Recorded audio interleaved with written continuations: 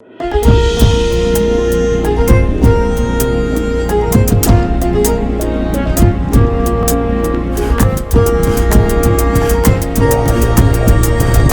ጤና ይስጥልኝ ውድ የፈታ ዴሊ ተከታታዮቻችን፣ ይህ የዕለተ አርብ የምሽት ጥንቅራችን ነው። ለእናንተ አዳዲስ መረጃዎች ይሰጣሉ ያልናቸውን ሀገራዊና ዓለም አቀፋዊ ዕለታዊ መረጃዎችን አሰባስበን በማጠናቀር ተገኝተናል። ቆይታችሁን ከእኛ ጋር እንድታደርጉ የቅድሚያ አክብሮታዊ ግብዣችን ነው። ወደ ዕለቱ ዝርዝር መረጃዎቻችን ከማለፋችን በፊት በቅድሚያ ዋና ዋናዎቹን እንጠቁማችሁ። ከምርጫው ጋር በተያያዘ በርካታ መግለጫዎች እየወጡ ነው። በቅድመ ምርጫውን ተከትሎም ተከታታይ መግለጫዎች ወጥተዋል። የአፍሪካ ህብረት፣ ኢጋድ፣ የአውሮፓ ህብረት፣ የኢትዮጵያ ሰብአዊ መብቶች ኮሚሽን ኢሰመኮ፣ የኢትዮጵያ ሰብአዊ መብቶች ጉባኤ ኢሰመጉ እና ሌሎችም ተከታታይ መግለጫዎቻቸውን አውጥተዋል። በዛሬው ዕለት ደግሞ ኢዜማ እንደዚሁም በምርጫው ያልተሳተፈው ፋኖ እና የሶማሊያ ህዝቦች ህብረት የተባለው አካልም በመግለጫ ብቅ ብለዋል። ጥንቅራችን ይዞታል። በእነ ክርስቲያን ታደለ መዝገብ ላይ ተከሳሾች በዛሬው ዕለት ችሎት ቀርበዋል። ተከሳሾቹን ክሳቸውን ይከላከላሉ ወይስ በነፃ ይሰናበቱ በሚለው ወሳኝ ጭብጥ ላይ ብይን ለመስጠት ለዛሬ በተሰጠው ቀጠሮ በችሎቱ ምን ተሰማ? ጥንቅራችን ምላሽ አለው። በኤርትራ የተቃውሞ የፖለቲካ እንቅስቃሴ ሜዳ ውስጥ አዲስ ተጫዋች መግባቱ ተሰማ። አረንጓዴ አብዮት ሲል ራሱን የሰየመ ቡድን በሳምንቱ በአዲስ አበባ ውስጥ ምስረታውን ይፋ አድርጓል። ስለ ቡድኑና ስለ ትግል አዲስ ዓላማውና ውክልናው በጥንቅራችን ይዘናል። በተጨማሪም የኤርትራ ወታደራዊ አመራሮች ስለቀረበባቸው ከባድ ውንጀላ የምናደርሳችሁ መረጃ አለ። በፈረንሳይ የሚገኘው የኢትዮጵያ ኤምባሲና ፍራንስ 24 የቴሌቪዥን ጣቢያ ውዝግብ ውስጥ ገብተዋል። ኤምባሲው የቴሌቪዥን ጣቢያው የሰራውን ዘገባ ተቃውሞ ጠንካራ ይዘት ያለው መግለጫ አውጥቷል። ዝርዝር መረጃውን እናደርሳለን። ሶማሊያን በተመለከተ ከአዲስ አበባ ስለወጣው ማሳሰቢያ አጠር ያለ መረጃ አካተናል። እስከ ጥንቅራችን ፍጻሜ አብራችሁን ቆዩ። የምንለቃቸው ዕለታዊ ትኩስ ዜናዎች እንዲደርሷችሁ ላይክ፣ ሼር፣ ሰብስክራይብ ማድረግ እንዳትረሱ።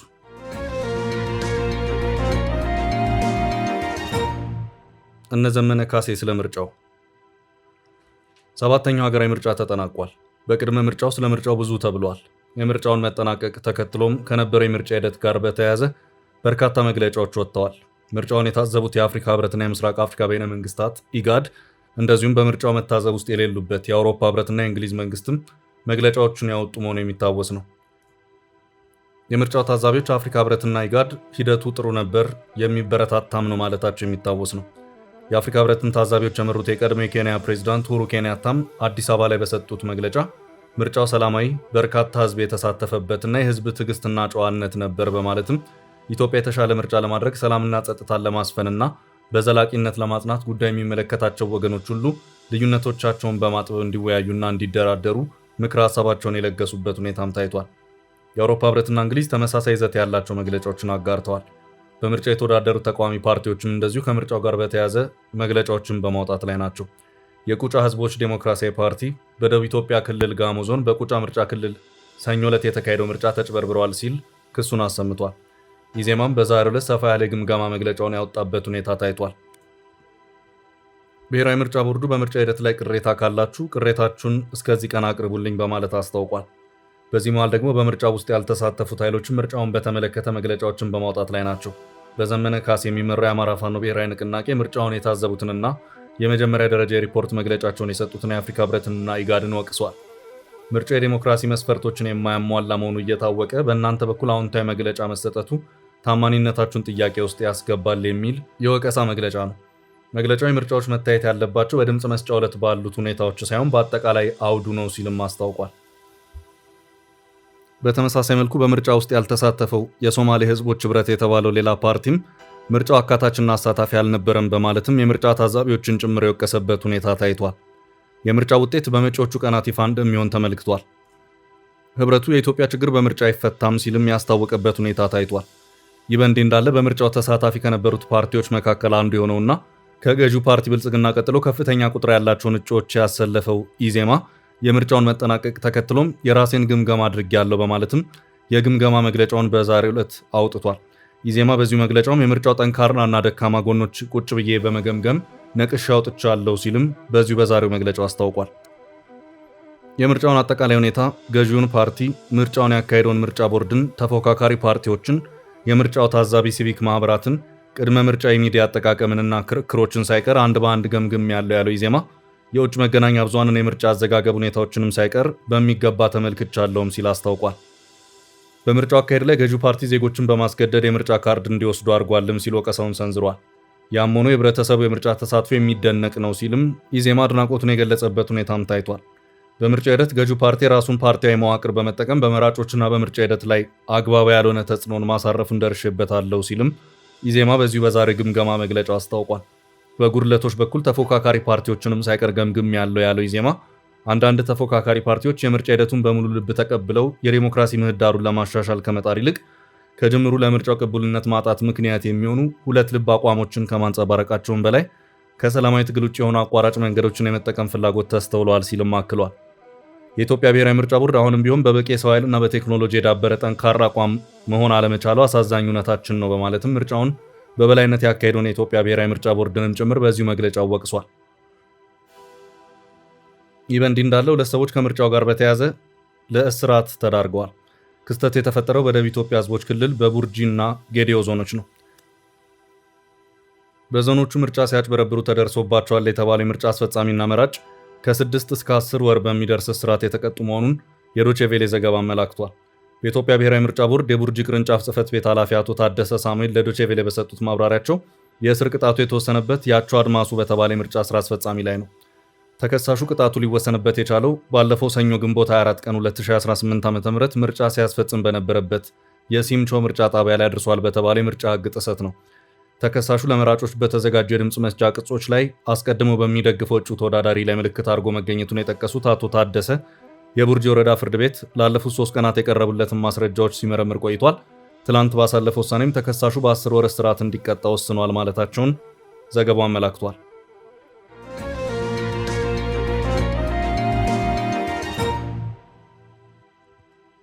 በቀጣይ መረጃ በኤርትራ የተጀመረው አዲስ ንቅናቄ።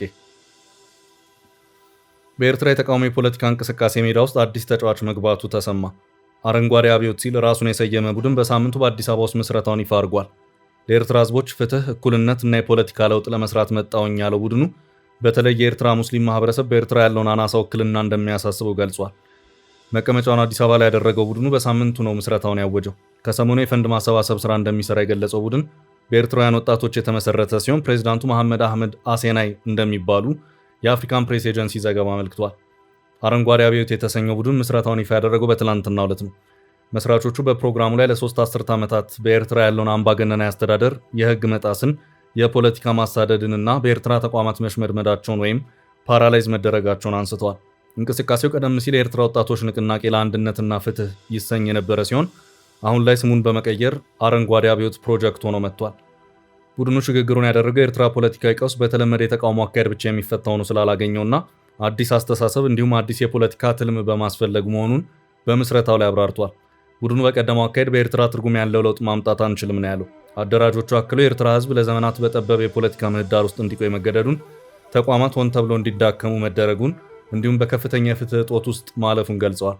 በተለይ የኤርትራ ሙስሊም ማህበረሰብ ከውክልናና ከፖለቲካ ምህዳር መገለሉን፣ በኤርትራ መንግስታዊና ሌሎች ተቋማት ውስጥ በቂ ያልሆነ ውክልና እንደተሰጠው እንዲሁም በሀገራዊ ውሳኔ አሰጣጥ ሂደት ላይ ፈጽሞ የተገለለ መሆኑን አንስተዋል። የአረንጓዴ አብዮት ፕሮጀክት የሙስሊም ማህበረሰቡን ድምፅ ማጉላቱ የኤርትራን ህዝብ ለመከፋፈል የመጣ ለመሆኑን የገለጹት ፕሬዝዳንቱ መሐመድ አህመድ አሴናይ እኛ የመጣ ነው በኤርትራ የፖለቲካ ኃይሎችን፣ ወጣቶችንና የማህበራዊ ኃይሎችን ለማሰባሰብና ህብረት ለመፍጠር ነው ብለዋል። ለኤርትራውያን በአጠቃላይና ለሙስሊም ማህበረሰቡ በትኩረት የውክልና ትርጉም የሚፈጥር የፖለቲካ መድረክ ወይም ፕላትፎርም ለመፍጠር እንተጋለን ሲሉም አክለዋል። ቡድኑ የስምና የዓላማ ለውጥ ያደረገው የቀደመውን የተቃውሞ መንገድ ብቻ በቂ ሆኖ ስላላገኘው መሆኑን የገለጸ ሲሆን የቀደመውን የተቃውሞ እንቅስቃሴ ተግባራዊ ያልሆነና ምልክታዊ ወይም ሲምቦሊክ ብቻ ነበር ሲል ገልጾታል። አሁን በተደራጀና ጠንካራ የፖለቲካ መሰረት ላይ ለብሔራዊ ሽግግር ቆርጠን ተነስተናል ብለዋል። ቡድኑ ከጊዜያዊነት ተቃውሞ ወደ መደበኛ ትግል መግባቱን ይፋ ያደረገው ፍትህ፣ እኩልነትና የተመጣጠነ ውክልናን አሁን መመሪያዎቹ አድርጓል። በኤርትራ የሙስሊም ማህበረሰብ በአጠቃላይ ህዝቡ የ50 በመቶ ድርሻ እንዳለው ይነገራል።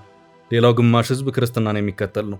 አረንጓዴ አብዮት የተሰኘው ይህ እንቅስቃሴ በኤርትራ ለውጥ ለማምጣት ከተደራጁ እንቅስቃሴዎች መካከል 5ኛው ሆኖ የመጣ ሲሆን ለኤርትራ ከሚታገሉ ቡድኖች መካከል በይበልጥ ከሚታወቁት የኤርትራ ብሔራዊ ጥምረት ኢኤንኤ፣ የኤርትራ ብሔራዊ ዴሞክራሲያዊ ለውጥ ምክር ቤት ኢኤንሲዲሲ አንዱ ሲሆን የኤርትራ ዲያስፖራ ኔትወርክ ኢዲኤን ሌላው ነው። እንዲሁም ብሩህ የወደፊት ንቅናቄና የኤርትራ የህግ ማህበር ኤኤልኤስ የሚሰኙ ሌሎች ሁለት አሉ። አብዛኞቹ መቀመጫቸውን በስደት ያደረጉ ናቸው። እነዚህ በሲቪልና በፖለቲካ አደረጃጀቶች የሚታገሉ ሲሆን የኤርትራን መንግስት የኢሳያስን አስተዳደር በትጥቅ ትግል ለመጣል የሚታገሉ ቡድኖችም ከቅርብ ጊዜ ወዲህ ብቅ ብለዋል።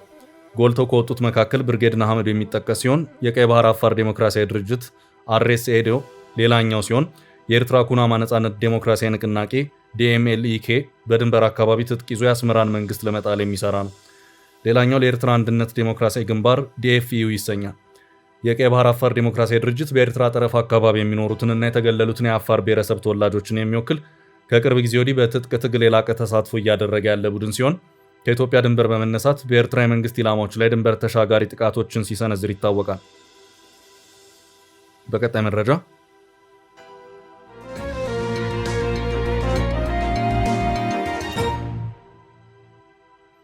የነ ክርስቲያን ታደለ ችሎት ውሎና ተጠባቂው ብይን። በነ ክርስቲያን ታደለ መዝገብ ላይ ተከሳሾች በዛሬው ዕለት ችሎት ቀርበዋል። የፌዴራሉ ከፍተኛ ፍርድ ቤት ተከሳሾቹ ክሳቸውን ይከላከሉ ወይስ በነጻ ይሰናበቱ በሚለው ወሳኝ ጭብጥ ላይ ብይን ለመስጠት ለዛሬ ግንቦት 28 ቀን 2018 ዓ.ም ቀጠሮ የነበረ ቢሆንም የዕለቱ ውሎ ግን በከባድ አቤቱታ የታጀበ ነበር። አዲስ ማለዳ የተከሳሾቹን ጠበቃ ሰለሞን ገዛኸኝን ዋቢ አድርጎ እንደዘገበው ፍርድ ቤቱ ብይኑ አልተዘጋጀም በሚል ምክንያት መጀመሪያ ላይ ቀኑን ይፋ ሳያደርግ ተለዋጭ ቀጠሮ ለመስጠት በመነሳቱ በችሎቱ ውስጥ የተቃውሞ መንፈስ እንዲቀሰቀስ አድርጓል። በዕለቱ በችሎቱ የተገኙት ተከሳሾች በማረሚያ ቤት ውስጥ እየደረሰብን ነው ስላሉት የሰብአዊ መብት ጥሰትና የስነ ልቦና ጫና ለዳኞች በዝርዝር ማስረዳታቸውን ዘገባው አመልክቷል። ተከሳሾቹ ባሰሙት አቤቱታ ማረሚያ ውስጥ የምንገኘው እጅግ ጠባብ በሆነ ክፍል ውስጥ ሲሆን በአንድ ክፍል ውስጥ እስከ 60 የሚደርሱ ተከሳሾች በአንድ ላይ እንገኛለን በማለት ገልጸዋል። ይህ መጥበብ ለመንቀሳቀስ አስቸጋሪ ከመሆኑም በላይ በጤናቸው ላይ ከባድ እክል እየፈጠረ መሆኑን እና ቤተሰቦቻቸውን በአግባቡ እንዳይጠይቋቸው ክልከላ እየተደረገባቸው መሆኑን በመጥቀስ ፍርድ ቤቱ ካለባቸው የጤና ችግር አንጻር ምንም አይነት ፍትህ ሊሰጣቸው እንዳልቻለ መናገራቸውን ዘገባው አመልክቷል። ይህ በእንዲህ እንዳለ ተከሳሾቹና ጠበቃቸው ቀደም ሲል የቀረቡ የፍርድ ቤት ትዕዛዞች በማረሚያ ቤቱ አስተዳደር ተፈጻሚ አለመሆናቸውንም አንስተው ተችተዋል። ፍርድ ቤቱ ቀደም ሲል ለማረሚያ ቤት ኃላፊዎች ትዕዛዝ ሰጥቶ የነበረ ቢሆንም እነዚህ ትዕዛዞች በተግባር ሊተረጎሙ አለመቻላቸውና ፍርድ ቤቱም የራሱን ትዕዛዝ ማስከበር አለመቻሉ አግባብ እንዳልሆነ ተከሳሾቹ ገልጸዋል። ይሁን እንጂ ፍርድ ቤቱ የቀረቡትን የሰብአዊ መብት አቤቱታዎች መርምሮ አዲስ ትዕዛዝ ለመስጠትና በዋናው መዝገብ ላይ ብይኑን መቅረቢያ ቀን ለማሳወቅ ለሰኔ 3 ቀን 2018 ዓ.ም ተለዋጭ ቀጠሮ ሰጥቷል።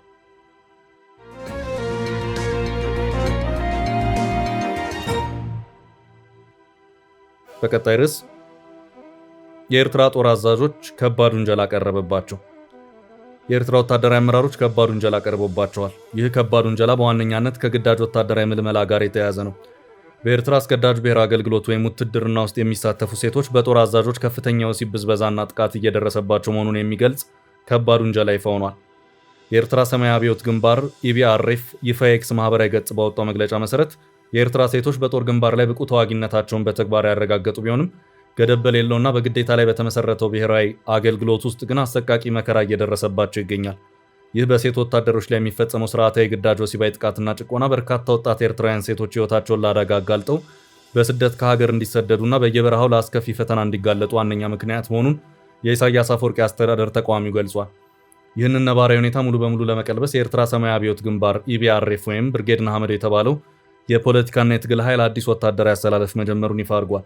ድርጅቱ ይህንን መረጃ ባጋራበት ይፋ ኤክስ ገጹ ላይ በጉዳዩ ዙሪያ የተሰናዳ 15 ደቂቃ ሰፊ የትንታኔ ቪዲዮ ያጋራ ሲሆን አዲሱ ንቅናቄ በሴቶች ተሳትፎ ላይ ትልቅና ታሪካዊ ለውጥ እያመጣ መሆኑን አስታውቋል።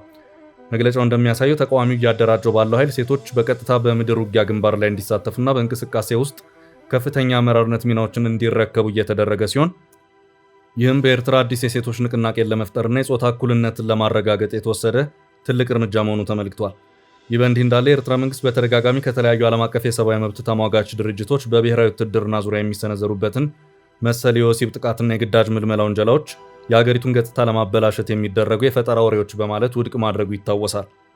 ብርጌድ ንሓመዱ በዋናነት በውጭ ሀገራት በሚኖሩ ወጣት ኤርትራውያን ስደተኞች የተመሰረተና በተለያዩ የምዕራብ ሀገራት ከተሞች የኤርትራ መንግስት ደጋፊዎች የሚያዘጋጇቸውን ባህላዊና ፖለቲካዊ ፌስቲቫሎች በኃይል በማስተጓጎል የሚታወቅ የተቃዋሚ ንቅናቄ ሲሆን የኤርትራ መንግስት ግን ቡድኑን የውጭ ኃይሎች ተላላኪ፣ በሉዓላዊነት ላይ የቆረጠ የጥፋት ኃይልና ሁከት ፈጣሪ አድርጎ ነው የሚፈርጀው። ንቅናቄው ራሱን በሀገር ውስጥ ያለውን አስገዳጅ ብሔራዊ አገልግሎትና የሰብአዊ መብት ረገጣ ለመታገል የቆረጠ የለውጥ ኃይል አድርጎ ቢያቀርብም የአስመራ አስተዳደር ግን የቡድኑን እንቅስቃሴዎችና አዳዲስ የሚዲያ ዘመቻዎችን የሀገሪቱን ብሔራዊ ደህንነትና ገጽታ ለማበላሸት የሚደነገጉ የፈጠራ ፕሮፓጋንዳዎች አድርጎ በመቁጠር ሙሉ በሙሉ ውድቅ ያደርጋቸዋል።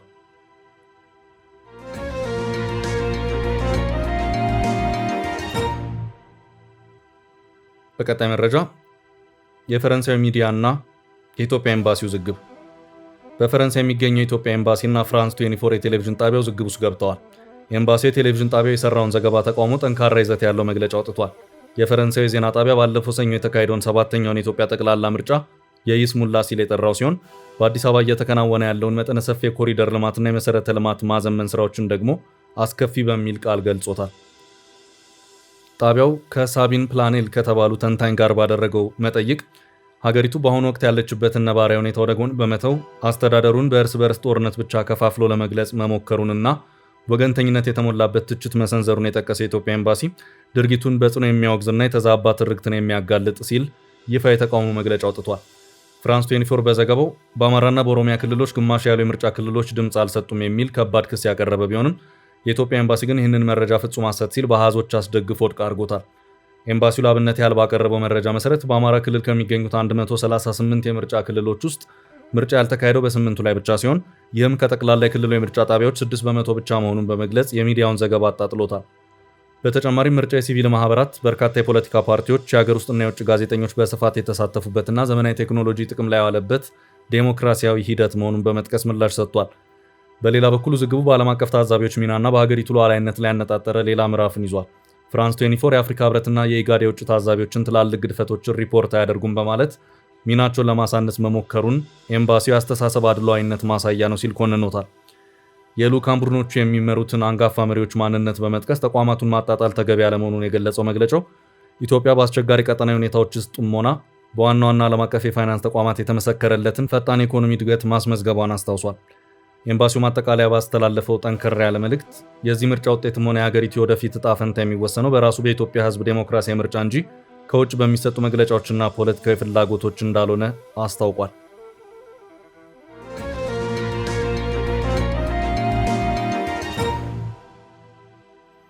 በቀጣይ መረጃ ከአዲስ አበባ የወጣው ጥብቅ ማሳሰቢያ። ከአዲስ አበባ ጥብቅ ማሳሰቢያ ወጥቷል። በአፋጣኝ ግጭት አቁማችሁ ወደ ንግግር ግቡ የሚል ጥብቅ ማሳሰቢያ ነው። ይህንኑ ጥብቅ ማሳሰቢያን በመግለጫ መልክ የላከው ዋና መቀመጫውን አዲስ አበባ ያደረገው የአፍሪካ ህብረት ነው። በሶማሊያ ሀገሪቱን ወደ ለየለት የእርስ በእርስ ጦርነት ውስጥ የሚከት አደገኛ ክስተት ተፈጥሯል።